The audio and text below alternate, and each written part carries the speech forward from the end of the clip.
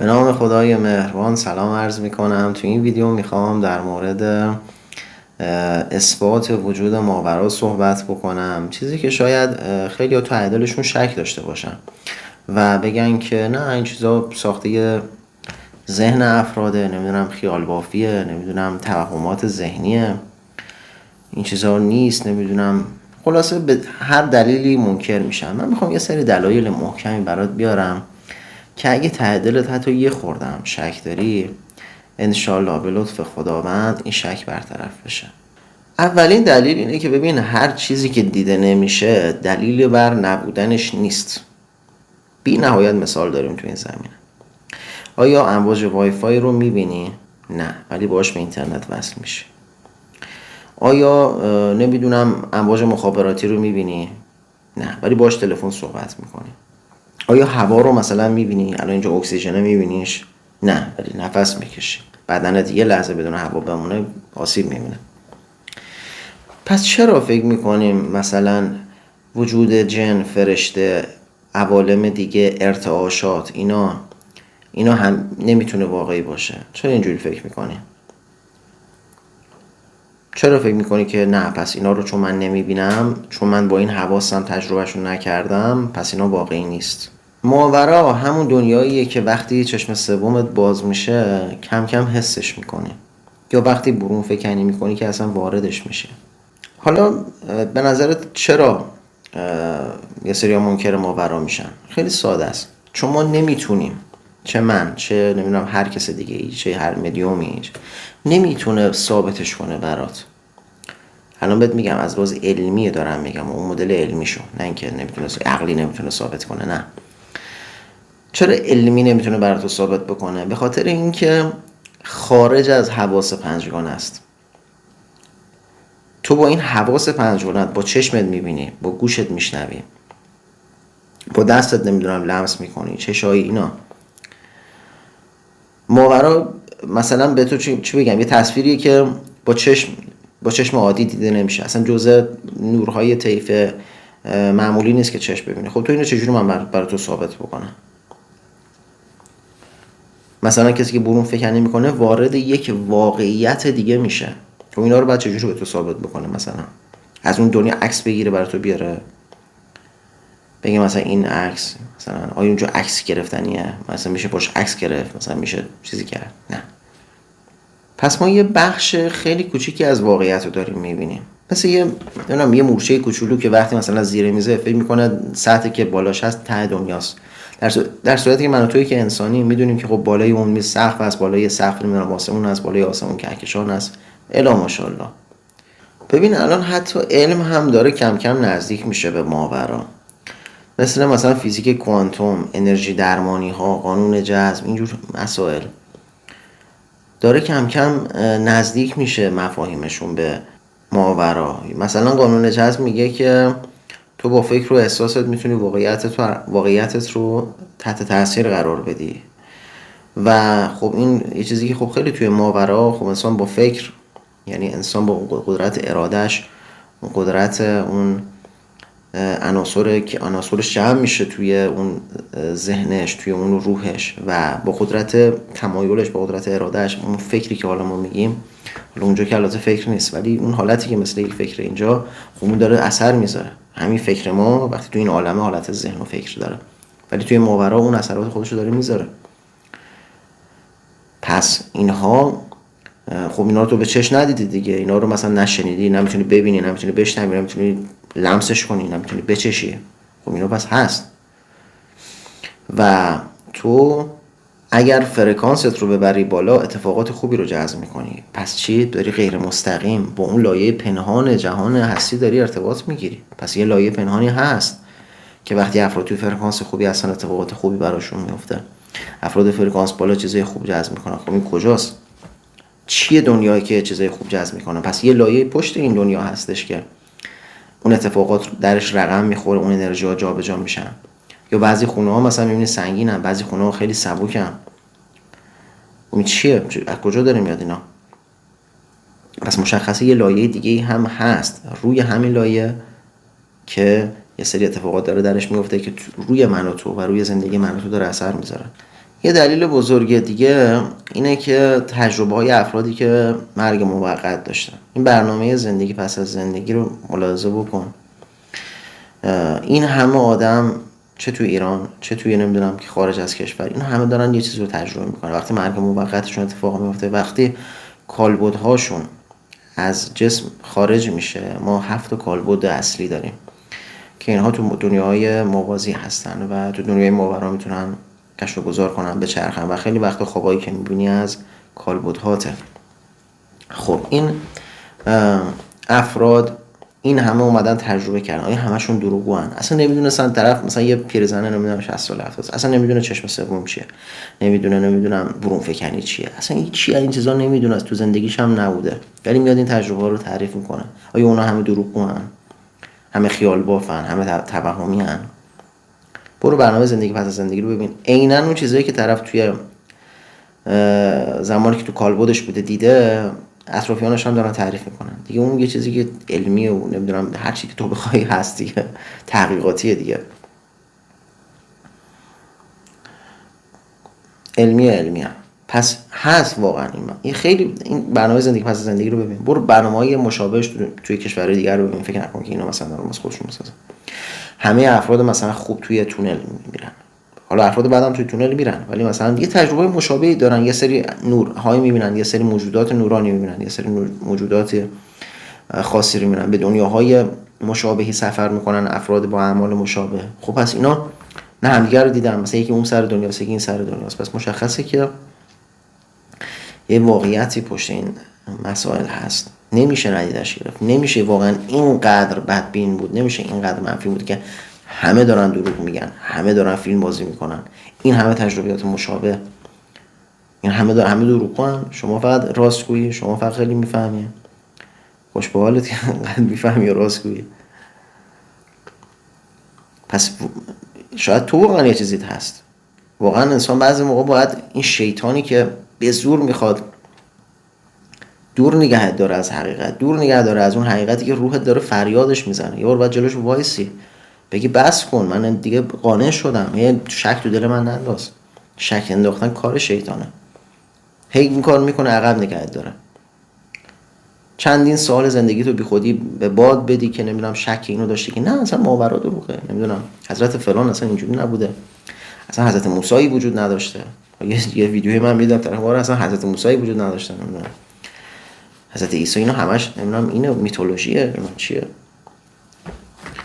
انقدر شیطان لذت میبره وقتی تو درگیر این مسائلی، به جای اینکه به ارتقای روحی خودت برسی، به جای اینکه پیروی بکنی از فرستادگان خداوند، رسولان خداوند، درکش کنی واقعیت رو، ببینی همش الاف همین مسائل باشی، نمیدونم آخوندا اینجوری انگار مثلا دین مال زمان آخونداست فقط، یا مثلا اینا اینجوری اینا دروغه، نمیدونم اونا بدن، دنیای ماورا اصلا نیست، نمیدونم این حرفا چی، نه همش دروغه.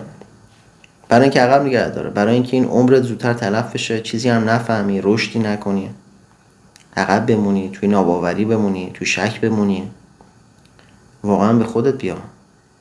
دلیل بعدش این همه آدمی که تجربه برون فکنی و خروج از جسم رو داشتن. طرف میگه من خوابیده بودم یهو از بالا جسممو دیدم. کسایی که اصلا نمیدونن پرواز رو چیه، نمیدونن برون فکنی چیه، نه تو عمرشون تمرین برون فکنی کردن، نه اصلا میدونن چاکرا چیه. اینا کیان؟ اینا هم همه دروغ میگن؟ یعنی همه دروغگوان؟ این همه آدمی که داخل ایران خارج ایران، برو نگاه کن دیگه آقا، برو. همه که نمیشه همه دروغ بگن. میشه همچین چیزی؟ این همه آدمی که دارن تجربه، یه خورده طرف تمرین میکنه براش برون فکنی اتفاق میفته، پرواز رو اتفاق میفته، حالا کوچیک بزرگ بسته به سطح آمادگی خودش دیگه. حالا یکی میره برون فکنی پیشرفته تری داره، یکی میره برون فکنی های آسون تری داره. این هم دلیل بعدیشه که یه دنیایی غیر از این دنیا هست که تو وقتی از بدن خارج میشه بدن تو میبینی، میری وارد یه جهان دیگه، اختیار داری، فکر داری، ذهن داری، یادآوری، یاد داری، حافظه داری. نمیشه که اینا دروغ باشه، که میشه باشه همه اینا دروغه. یعنی دلیل بعدی اینه که این همه آدم دارن توسط اجنه یا موجودات منفی دارن مورد آزار و اذیت قرار میگیرن. دیگه اینو که نمیتونی این کار کنی، چون مطمئنا تو اطراف خودت دیدی. نمیدونم لامپ خونه رو روشن خاموش میکرد، نمیدونم صدای پاشو شنیدم، نمیدونم پشت سرم یهو دیدمش، یهو نمیدونم داشتم میومدم خونه یهو دیدمش، نمیدونم شب دیدم بالای سقفم یه چیزی هست. خب اینا رو همه دروغن، همه اشتباه میکنن، همه نفهمن. نمیشه که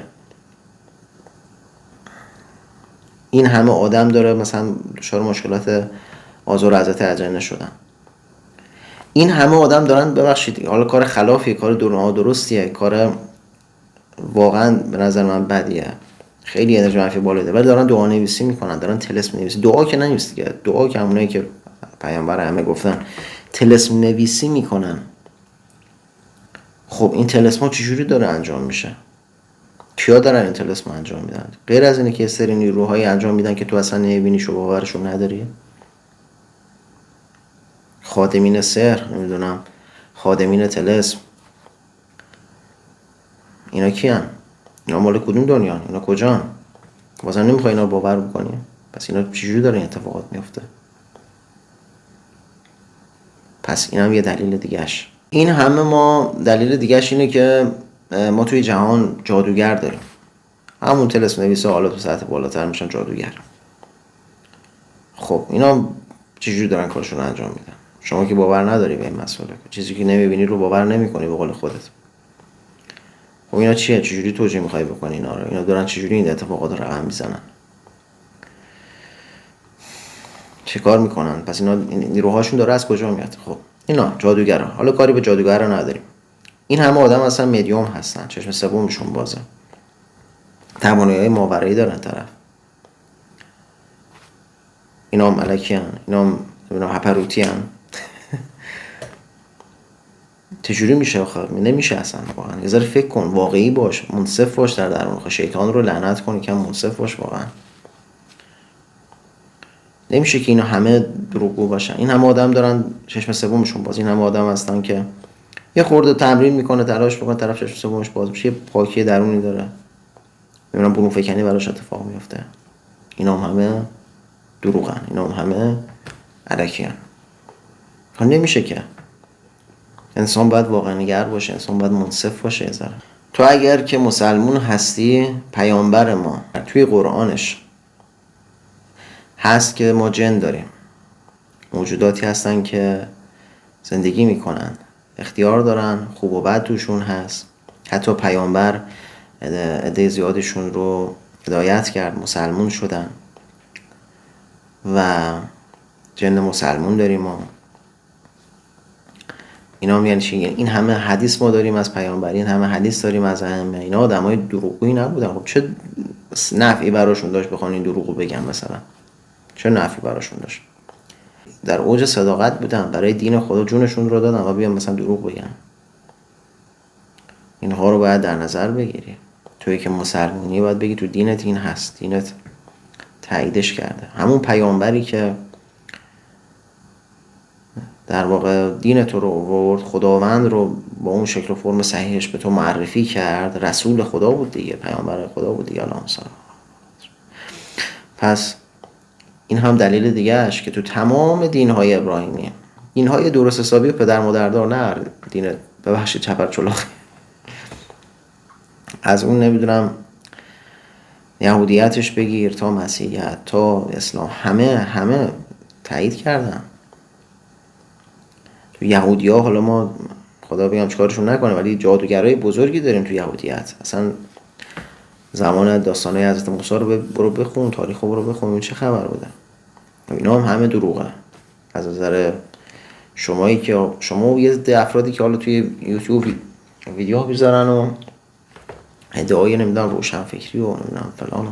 آره ببین، ما آدم هایی که از دین سوء استفاده کردن بسیار زیاد بودن و الان هم هستن و بعداً هم خواهند بود بدون شک، که خداوند وعده عذاب خیلی بزرگی هم اونا داده. آره از دین سوء استفاده میکنن، زور میگه بهت، بعد میره پشت دین قائم میشه. پس حالا خلاصش کنم، هیچ وقت ذهنت نمیتونه تو رو وقتی داره یه ماشینی بهت صدمه میزنه یه نیروی بکشدت کنار. اون کار ذهن نیست، اینو باور کن.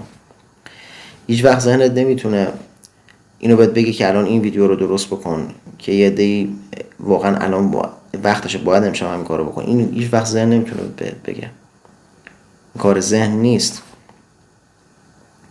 هیچ وقت ذهنت نمیتونه بهت بگه که نمیدونم سمت فلانی نرو. یه چیزی وقتی میخوای یه کاری بکنی، یه نیرویی میاد توی وجودت با تمام وجود اصرار میکنه بهت که این کارو نکن، اونجا نرو، در باز نکن، اون حرفو نزن. این کار ذهن نیستش که ذهن که این کارا، ذهن فقط دو تا چهار تا منطقی میتونه بگه. پس اینها امیدوارم که برات دلایلی شده باشه که ماورا رو متوجه بشی، عوالم انرژی رو متوجه بشی، انرژی های پنهان رو درک بکنی، انرژی هایی که یه خورده که وجودت پاکتر بشه، درک انرژی هایی لطیفتر بشه، اصلا با تمام عمق وجودت درک میکنه. اصلا نیازی نیست که کسی بهت بگه، نمیدونم دلیل برات بیاره، نمیتونه نباشه اصلا. و امیدوارم که جواب سوالت گرفته باشه. بازم دوستان دیگه اگر ادله‌ای دارن توی کامنت ها بگن، بالاخره بقیه میخونن، استفاده میکنن، باعث میشه که دلشون قرص‌تر بشه. شاید من همه دلایل نگفته باشم، مثلا من شاید خوب توضیح نداده باشم، نمیدونم. شما اگر فکر میکنی دلیلی داری که بازم کمک کننده است، توی کامنت ها بگو و انشالله اون فردی که تو دلش شک هست اون رو میخونه و استفاده میکنه و به یه حقیقتی میرسه که این 4 صباح دنیا، این مهلت عمر ما کمه دوستان. درگیر این مسائل نشید که چش رو هم بذارید فرصت از دست رفت. شیطان بهتون میخنده، میگه چی مچلش کردم.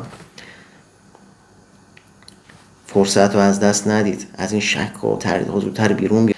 ایمانتون رو قوی بکنید تا راهتون رو توی زندگی بتونید درست پیدا بکنید و به پیش برید، رشد بکنید. و وقتی که به گذشته برمیگردید نگید که دنبال نمیدونم نخود و لوبیا بودم، دنبال چیزایی به درد نخور بودم، غیر مهم بودم، از عمرم درست استفاده نکردم. انشالله که هممون همینجور باشیم. به پایان آمد این دفتر، حکایت همچنان باقی، به 100 دفتر نشاید گفت، وصف الحال مشتاقی. انشالله که در پناه خداوند نور و صفا باشید. فعلا خدا نگهدارتون.